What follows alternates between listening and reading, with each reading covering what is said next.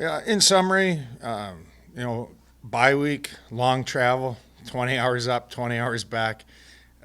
Liked their game Friday. Probably one play away from having a bagel, a goose egg, and a complete team effort on the road.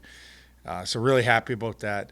Um, had a real positive video session, team meeting Saturday. We as a staff felt really good. Um, for some reason, we we were a little flat.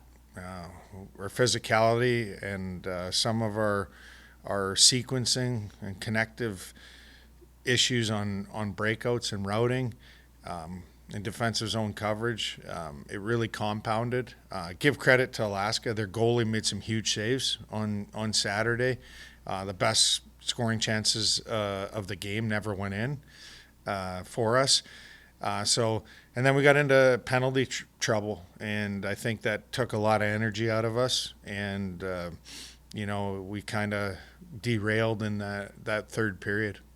For sure, in a bigger picture, I think it's the thrill of victory and the agony of defeat. So we're feeling really good about ourselves on after Friday's win, going into Saturday, and the other teams getting a talking to, and they came out with that push. And like I said, we just got into penalty trouble. We didn't execute on our chances, and we just didn't have that juice in that third period to really. Once the score was 3-1, and they get a penalty shot. Kid makes a really good move. It's 4-1. Take another penalty, and kind of. It's 5-1. Really great shot.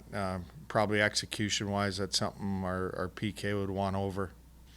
Yeah, I have a lot of confidence. We have a lot of confidence in Max. He hasn't played a game in about a year. That's tough for a goalie. It would have been nice to have an exhibition game or something to do that. I think he'd want the first one over a game, but outside of that, I think we have to be better in front of them.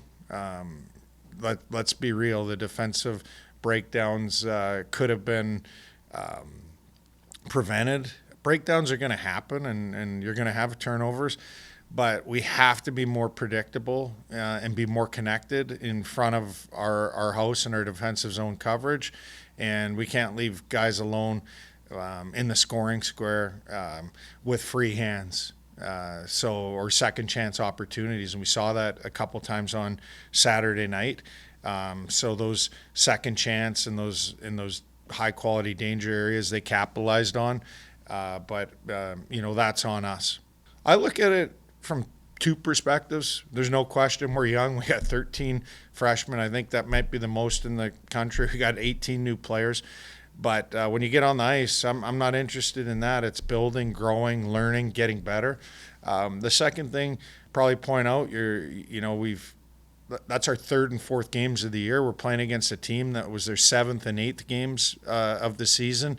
So to ramp that up, the travel, everything, it is what it is. There's no excuses. We didn't get the job done Saturday night. This is a result-based business. So how do we get better? How do we grow? How do we learn from it? Physicality's got to get better, and then some teaching points that we're going to have to clean up.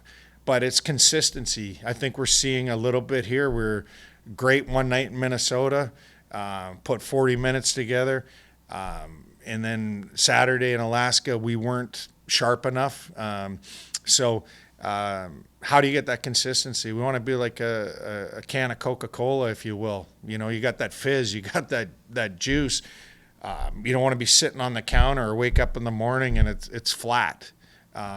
So we have to continue to find a way to play complete games and understand that every night we've got to bring that urgency and that standard. We talk a lot about standards, expectations, that consistency, and that's where we've got to get to take our game to another level. Well, I think for sure we got a great great atmosphere. It's a big boost. Love our band, the Misfits, student section.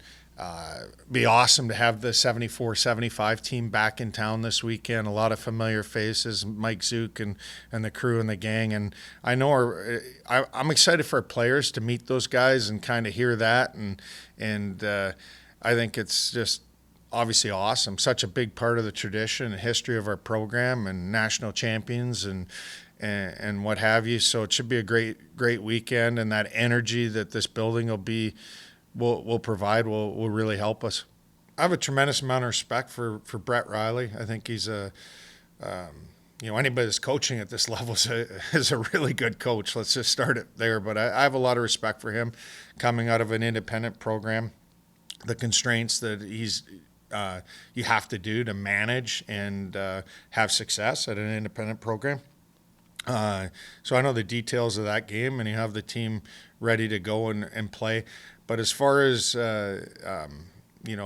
breaking the puck out, we have to be clean. We got to be clean, play quick, play fast, get it out of our end and get it into transition, and then establish our forecheck and our identity and get on top of them. That'll be a big key for us.